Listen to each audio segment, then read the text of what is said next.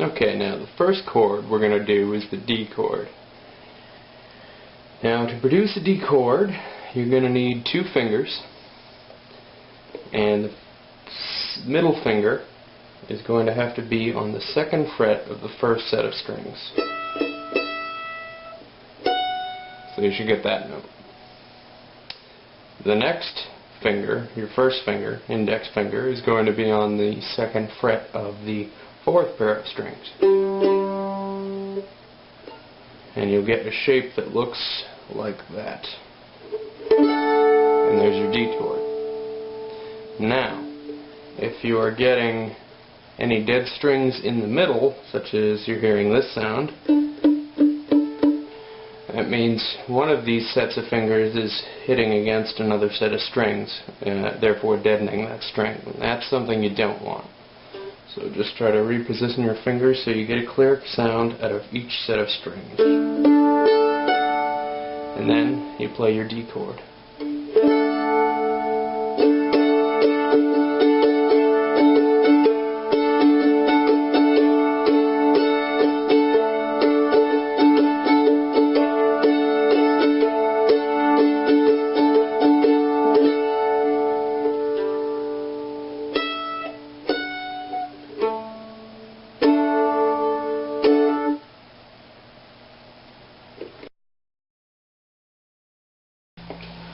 Okay, so for our next chord, the G chord, you're going to put your finger on the third fret of the first pair of strings, producing this note.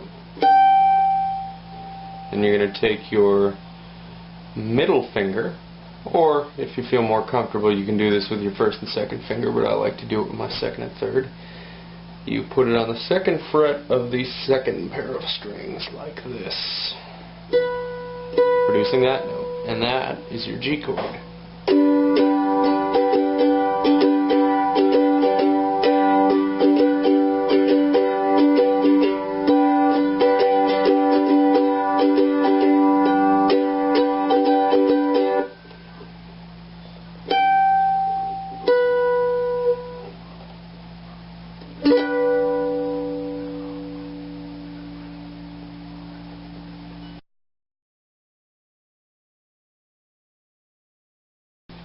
Alright, now the next chord is the C chord, and it's very similar to the G chord in that it's the same shape just on a different set of strings. So you're going to do third fret of the second pair of strings, producing this note. And you're going to do second fret of the third pair of strings, producing this note. And there's your C.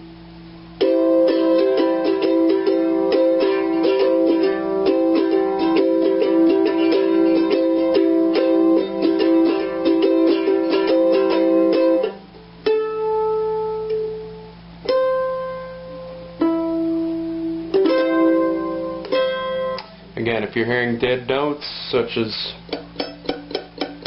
you're going to want to shift your fingers ever so slightly so you can hear that open string. And you should produce a nice tone just like that. Now, in addition to the C, when you get this down, you can add this note here on the fourth set of strings, which is on the 5th fret. And you grab it with your third finger like so, and it gives it a bass.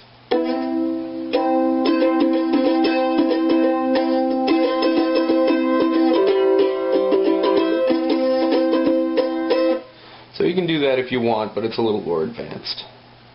But anyway, again, the basic C.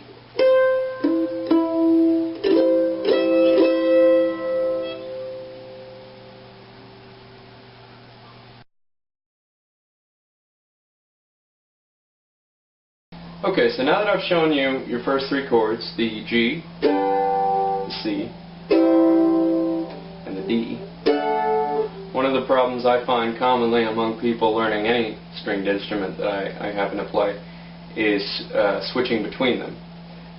Now, at first they practice on getting, like I was discussing before, a good sound out of their chords. But when it comes to switching, they get a little confused, they get a little nervous, they start to overthink, and so I'm going to try to show you a few tricks in overcoming that, and hopefully you won't have such a hard time with it. As I mentioned before, one of the helpful things on mandolin is that the G chord and the C chord are the same shape. And so when you switch, you just have to jump your fingers over to the next set of strings and you got your C chord. So that's a good exercise to practice going from the G to the C and vice versa. And don't worry about what this hand is doing or making it fancy. Just get comfortable with not only playing the chords and playing them well, but being able to change fluidly and getting a good sound when you change.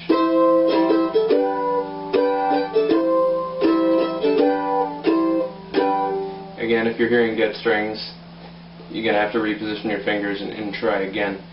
Another trick is to look for commonalities in the chords, such as G and C, but also if you can try to keep a finger or two in the same relative area. For example, if you're going from the G to the D, this middle finger here can just kind of slide up to the second string, and then you can put your first finger down on the second fret of the fourth string. You just kind of slide down a little bit. And the next trick is very useful to people learning any stringed instrument, such as guitar, banjo, or mandolin, is adding a blank strum where you're not actually fretting a chord in between changes, and it helps you have an extra minute to decide, where you're going and where you want to be. So I'm gonna demonstrate that right now and exaggerate the blank chord.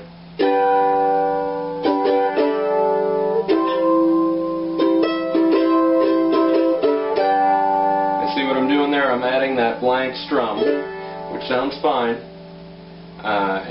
It sounds fine, and it gives you an extra minute to do it, and if you play fast enough, you won't even really notice it. And if you look at videos of people playing guitar, banjo, mandolin, you can see that they do that a lot. And it's a good trick to know. And like I said, when you play fast enough, you don't even notice. So I'm gonna try to play those three chords randomly up to speed, and I'm gonna add blank verses because I do it automatically. But you're not even really gonna notice.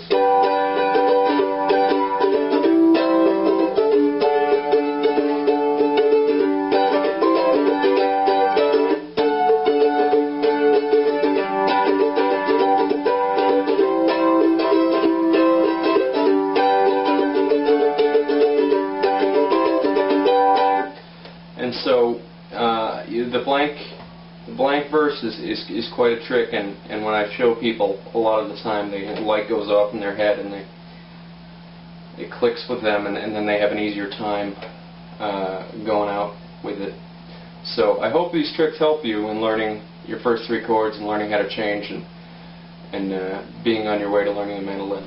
Thanks for coming to the Acoustic Room. I hope I've taught you something useful about mandolin.